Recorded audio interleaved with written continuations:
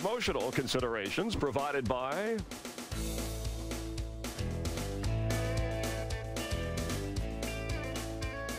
leader of the most laps has won just 3 of 12 races this year.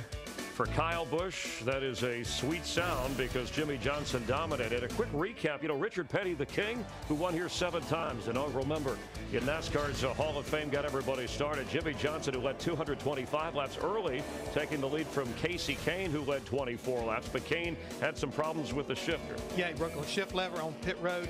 Lost 3 laps because of making the change. Never was a factor. And Kyle Busch, you addressed moments ago, Jeff, the communication problem with his team, but stayed calm. They were trying to say, just hang in there, we'll work through things. Kyle then took the lead from Jimmie Johnson at lap 233. Now, Clint Boyer, when they say hit the road jack, they don't mean to take the jack with you. No, he actually brought a jack off of pit road, which is illegal. Had to go back to pit road. Lost 10 spots, more problems. Jimmie Johnson, this may have cost him the race, speeding, leaving pit road. Yeah, he got caught right in this section here. I think he saw 18 beating him out, and in the end, 18, he prevailed.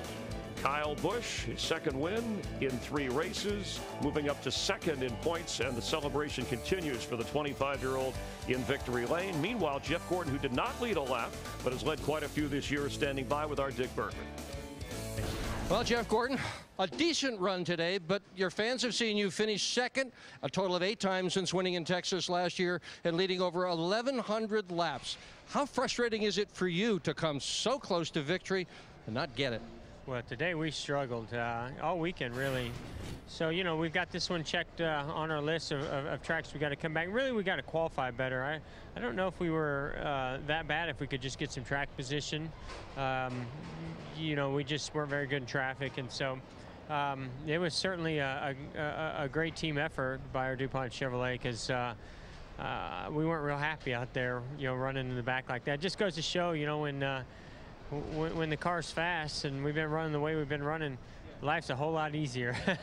And it just seems like everything's easier. So we'll go to work on it and make sure when we come back here we're a lot better. And now we go to Charlotte for a couple weeks, and I think we're going to be really good there. Was there anything that consistently troubled you over the course of the race today, or was it a variety of problems? Yeah, the racetrack, every lap, every corner. We just we would take off there and struggle on new tires. Then it would come in really good, and thought, all right, here we go. We're going to go to the front. We'd catch somebody and just stop. It just seemed like it was really hard to pass today. And you got to be careful what you wish for. We've been trying to talk Goodyear into laying rubber down the track, and it laid so much rubber down that it actually made for new challenges where it's kind of a single groove racetrack. So it was challenging and tough for everybody, but we're glad to stay on the lead lap and at least come out here with a decent finish. And now 2 weekends in a row off to Charlotte, one of his very best racetracks.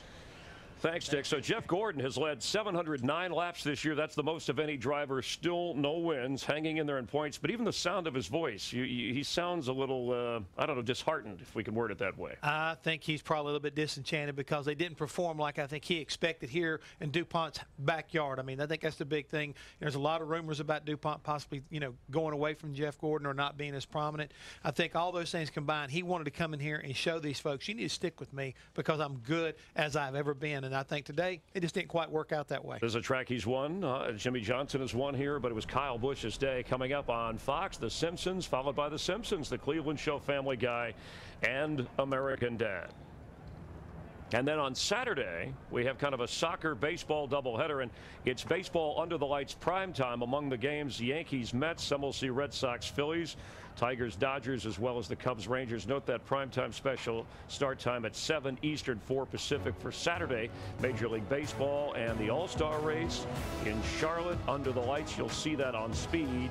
And again, 2 weeks from today is the Coca-Cola 600. An All-Star race, the way I'm looking at it right now, Chris, it's either cash or crash. And the Monster Mile, Kyle Busch, some think he acts like a monster sometimes with all that driving talent. It's good to have kind of a bad boy do well, as Kyle Busch did today here at the Monster Mile. Gentlemen, start your engine. 20 leaders, 8 different lead changes. We only had 5 cautions. The points leader, Kevin Harvick, wound up 7th, and Kyle Busch, the winner in victory lane. For Jeff Hammond, I'm Chris Myers, our entire NASCAR on Fox crew. We thank you for watching. We'll see you on Fox 2 weeks for the Coke 600.